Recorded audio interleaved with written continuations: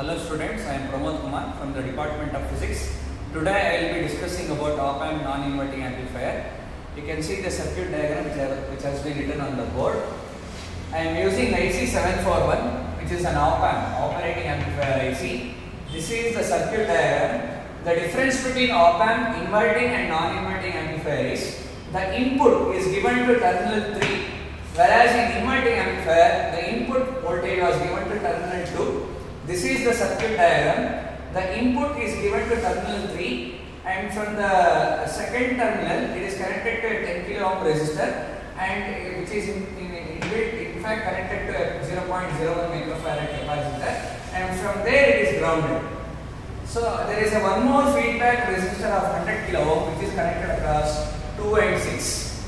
The output voltage is given by Vout is equal to 1 plus Rf by Ri times Vi, and I can write it as AV, which is voltage gain, is nothing but Vout by Vi is equal to 1 plus Rf by Ri, where Rf is the feedback resistor, Ri is the input resistor. The output is taken across the terminal 6 and ground.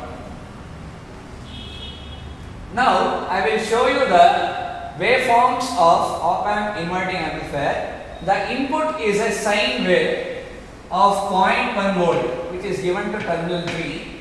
Output is obtained across terminal 6, which is shown in orange color, is obtained across terminal 6, and it is an amplified version of input. You can see here there is no phase difference between input and output, as the phase difference between both of them is 0 degree. So this is an amplified version of output. Now I will show you the inbuilt circuit of op-amp non-inverting amplifier on a 6-spring board. Now you can see the input of function generator is set at 1 kHz and it is given to terminal 3. It is given to terminal 3, and the split power supply consists of plus 12 volts which is connected to terminal number 7, minus 12 volts which is connected to terminal 4, and ground which is connected to the other end of the capacitor here. Now the output is taken, the input is set at 0.1 volt. You can see it. It is 1 unit into 0.1 volt, which gives you 0.1 volt is the input set. Now I will show you the output. This is the output for 1 kHz. You can clearly see there is no phase difference. The crest of the wave will crest of the input wave will give crest of the output wave, and trough of the input wave will give you the trough of the output wave. So clearly the phase difference is 0. Now we will start to take the readings from 300 Hz, which is low frequency. Now I have set the frequency to 300 Hz. You can see the input and output. So output is very small, so which is approximately 1.5 into 0.2. 1.5 into 0.2, which is 0.3.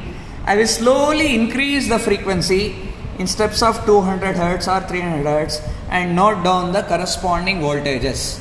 You can see in the CRO the output voltage which is below is gradually increasing. This is repeated for different frequencies. Now I have kept the frequency at 2 kHz. I will increase the frequency to 20 kHz. You can see the waveform.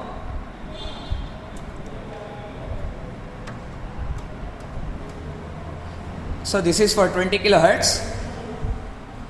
So if I still increase the frequency to 200 kHz, the waveform has gradually reduced. So if I still increase the frequencies to more than 200 Hz, the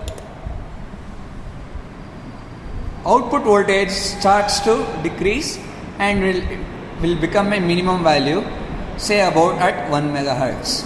This is the process of doing the experiment. Now I will show you the graphical representation of op-amp non-inverting amplifier. This is the tabular column. We have to take the output voltage for different frequencies, noted down. voltage gain is calculated by dividing the output voltage by input voltage. You will get the voltage gain. Now this is the frequency response of op-amp non-inverting amplifier. I will draw a graph of voltage gain which is along y-axis and log f, logarithm of frequency along x-axis. I will get a curve like this. Initially it increases, later on in midway it becomes constant, and again at high frequency it reduces. So I have a maximum gain, say around A max. This A max is divided by root 2.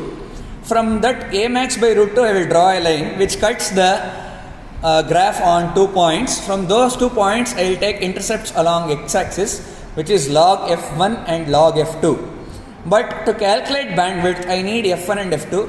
So if I take anti-log of log f1, I will get f1, and anti-log of log f2 will give me f2. The difference in f2 minus f1 will give me the bandwidth. Yeah. You can see the gain formula for both inverting and non-inverting amplifier. So AV for inverting amplifier is minus RF by RI, which should be approximately minus 10. You should get minus 10. Negative sign shows that there is a phase difference. Whereas in non-inverting amplifier, the gain is given by 1 plus RF by RI. So therefore, 1 plus RF by RI is 1 plus 10, which results in 11. So bandwidth is F2 minus F1. Thank you.